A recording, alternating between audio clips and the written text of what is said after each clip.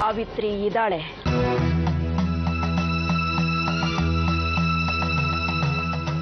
ಸೀತಾಪುರದ ಹತ್ರನೇ ಇದ್ದಾಳೆ.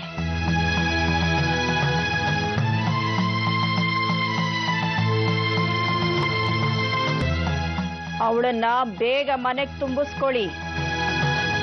ಇಲ್ಲದೆ ಇದ್ರೆ ದೊಡ್ಡ ಕಂಟಕ ಕಾಣಿಸ್ತಾ ಇದೆ.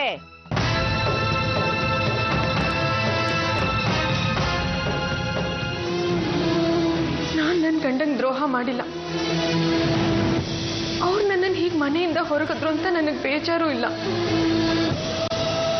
ಆದ್ರೆ ಹೀಗೆ ಮಾಡಿ ಅವರು ಅವ್ರ ನೆಮ್ಮದಿನ ಕೆಡಿಸ್ಕೊಂಡಿದ್ದಾರೆ. ಅದಕ್ಕೆ ನನಗೆ ಬೇಜಾರು.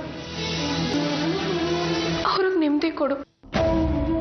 ಅದಕ್ಕೋಸ್ಕರ ಇನ್ ಮುಂದೆ ನಾನು ನಿನ್ನ ಸೇವೆ ಮಾಡ್ತೀನಿ.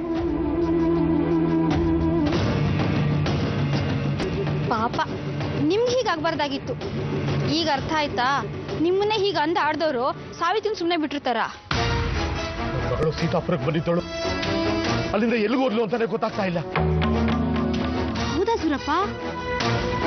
ಪಾಪ ಪ್ರತಿದಿನ ಹಿಂಸೆ ಅನುಭವಿಸ್ತಾ ಕಣ್ಣೀರಲ್ಲೇ ಕೈ ತೊಳಿತಿದ್ಲು. ನಾನಿವ್ರು ಸುಮ್ಮನೆ ಬಿಡಕ್ಕಿಲ್ಲ. ಸೀತಾಪುರ ಜನರಿಗೆ ಹೇಳ್ತೀನಿ, ಅವ್ರನ್ನೆಲ್ಲ ಕರ್ಕೊಂಬಂದು ಧರಣಿ ಕೂತ್ಕೋತೀನಿ. ಹೆಂಡತಿಗೆ ಹಿಂಸೆ ಕೊಡ್ತಾರೆ ಅಂತ ಒಂದು ಕಂಪ್ಲೇಂಟ್ ಕೊಟ್ರೆ ಸಾಕು ಸುರಪ್ಪ, ಸಿಗ್ದಂಗೆ ಜೈಲ್ಗೆ ಹಾಕ್ತಾರೆ.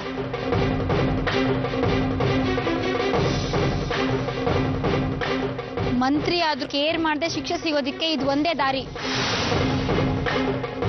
ಕಂಪ್ಲೇಂಟು ಹೇಗ್ ಬರೀತೀರಾ ಅನ್ನೋದು ಮುಖ್ಯ. ಹೊಡಿತಿದ್ರು, ಬಡಿತಿದ್ರು, ಹಿಂದೆ ಒಂದ್ಸರ್ತಿ ಕೊಲೆ ಮಾಡೋಕ್ಕೂ ಪ್ರಯತ್ನ ಪಟ್ಟಿದ್ರು. ಈಗ ಸಾವಿತ್ರಿ ಕಾಣ್ತಾ ಇಲ್ಲ, ಕೊಲೆ ಮಾಡಿರ್ಬೋದೇನೋ ಅಂತ ಅನುಮಾನ ಇದೆ ಅಂತ ಬರೀರಿ.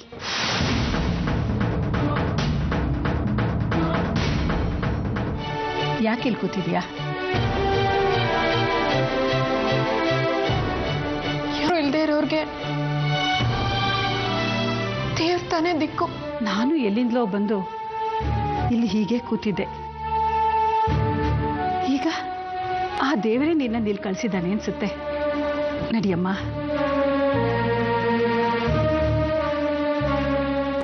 ಎಲ್ಲಿಗೆ?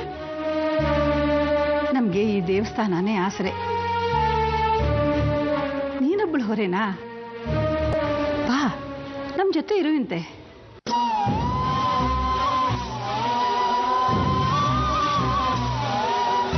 ಸೀತಾಪುರದ ಸುತ್ತಮುತ್ತಲಲ್ಲೇ ಇದ್ದಾಳೆ ಅಂದ್ರೆ ನಂಗೆ ಎಲ್ಲಿ ಹುಡ್ಕೋದು ತಾಯಿ? ಸಾವಿತ್ರಿ ತಾನಾಗೆ ಕಾಣಿಸ್ಕೊಳೆ. ಅವಳಿಗೆ ದೈವ ಬಲ, ದೈವ ರಕ್ಷಣೆ ಇದೆ. ಆದ್ರೆ ಈಗಾಗಲೇ ನರಸಿಂಹನಿಗೆ ಗಂಡಾಂತರ ಶುರುವಾಗಿದೆ. ತಾಯಿ, ಸಾವಿತ್ರಿನ ಆದಷ್ಟು ಬೇಗ ಮನೆಗೆ ಕರ್ಕೊಂಡು ಹೋಗಿ. ಇಲ್ಲದೆ ಇದ್ರೆ ಗಂಡಾಂತರ ಕಂಟಕವಾಗುತ್ತೆ. ಅದರಿಂದ ಪಾರ್ ಮಾಡೋದಿಕ್ಕೆ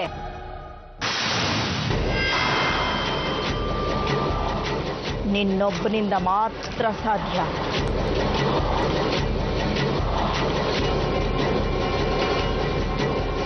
ಹೊರಡಿ.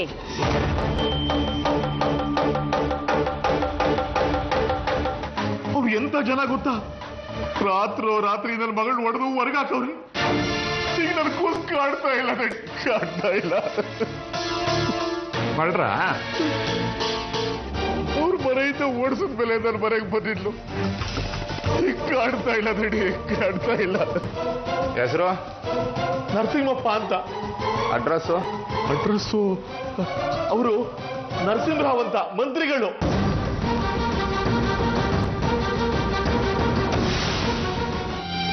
ನೀನ್ ಬರಲ್ಲ ಅಂದ್ಮೇಲೆ ನಾನು ಯಾಕೆ ಒಳಗೆ ಹೋಗ್ಲಿ? ಅವನ್ನೇ ಇಲ್ಲಿ ಕರ್ಸೋಣ. ಸಿದ್ದಯ್ಯ, ನಾವು ಬಂದಿದ್ದೀವಿ, ಮಾತಾಡ್ಬೇಕಂತೆ, ಬರ್ಬೇಕಂತೆ ಸಾಹೇಬ್ರಿಗೆ ಹೇಳೋದು. ಸರ್ ನೀವೇ ಒಳಗಡೆ ಹೋಗಿ ಸರ್. ಹೋಗಯ್ಯ.